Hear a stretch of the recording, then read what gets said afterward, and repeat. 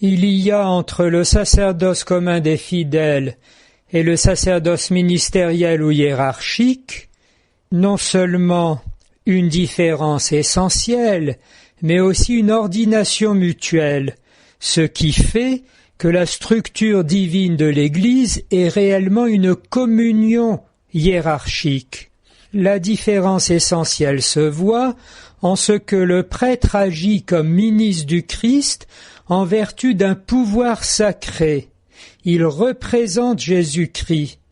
Et c'est précisément là que se voit l'ordination mutuelle, c'est que le prêtre s'adresse au peuple pour lui transmettre la parole de Dieu et, dans la célébration du sacrifice eucharistique, lui permet de pouvoir s'offrir lui-même en même temps que le Christ s'offre sur l'autel. On comprend alors tout simplement que le sacerdoce commun des fidèles ne peut s'exercer que parce que le sacerdoce ministériel remplit sa fonction hiérarchique. Mais, inversement, c'est bien le sacerdoce royal commun des fidèles qui est le but, servi par les prêtres. Il s'agit fondamentalement que,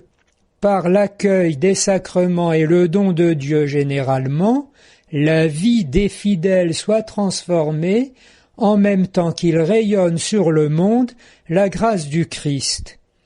Remarquons au passage, dans le numéro 10 de la Constitution dogmatique Lumen Gentium, dans le 2e alinéa, on a de part et d'autre la triple fonction sacerdotale du Christ, les fameux 3 munera, sacerdotale, prophétique et royale. Pour le prêtre, on nous donne ces 3 fonctions comme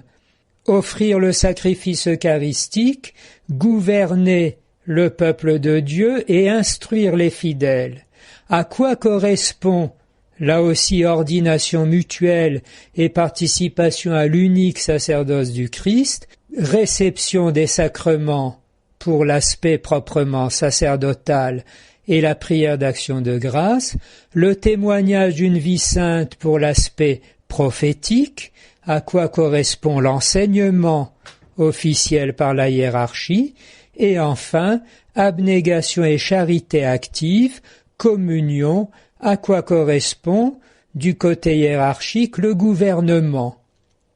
On rassemble d'un côté et on est rassemblé de l'autre, on enseigne d'un côté et on accueille de l'autre, on célèbre le sacrifice d'un côté et on s'offre soi-même de l'autre.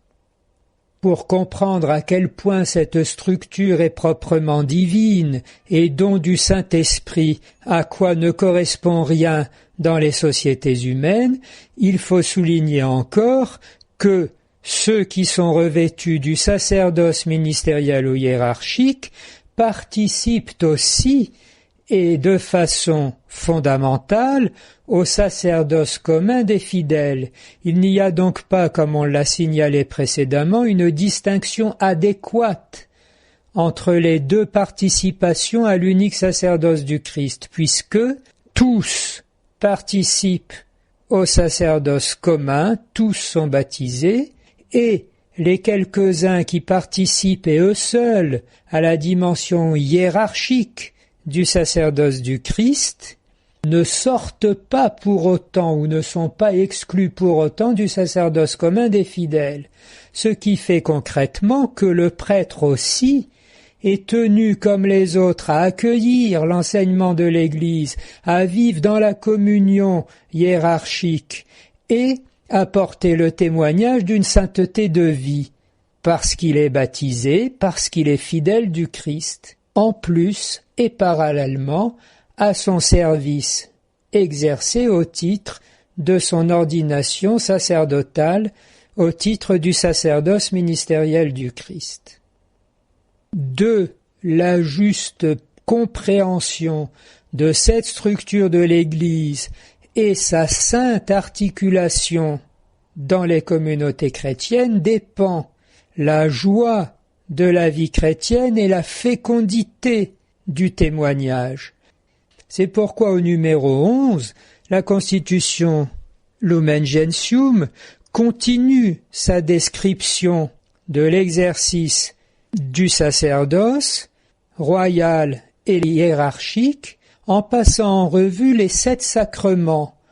On a vu en effet que la liturgie est le sommet et la source de toute la vie chrétienne. On lit au numéro 11 « Le pouvoir sacré et organiquement structuré de la communauté sacerdotale entre en activité par les sacrements et les vertus. » Ce qui est très adroit dans le texte, c'est qu'après avoir donné la différence essentielle et l'ordination mutuelle du sacerdoce commun et du sacerdoce ministériel, le discours revient au sacerdoce commun de tous les fidèles, où l'on verra dans l'unité de tout le peuple de Dieu se différencier le rôle ministériel au service de tous les fidèles, dans chacun des sacrements, avec donc toujours l'aspect liturgique, sacrement proprement dit, et son fruit dans l'existence, les vertus ou le comportement chrétien dans le monde. On peut donc parler à juste titre de communauté sacerdotale, et c'est bien dans l'Église que s'accomplit le peuple saint, parce que moi, Adonai, le Seigneur, je suis saint. Accompli et dépassé, puisqu'il s'agit là d'avoir revêtu la personne même du Christ, le Verbe incarné.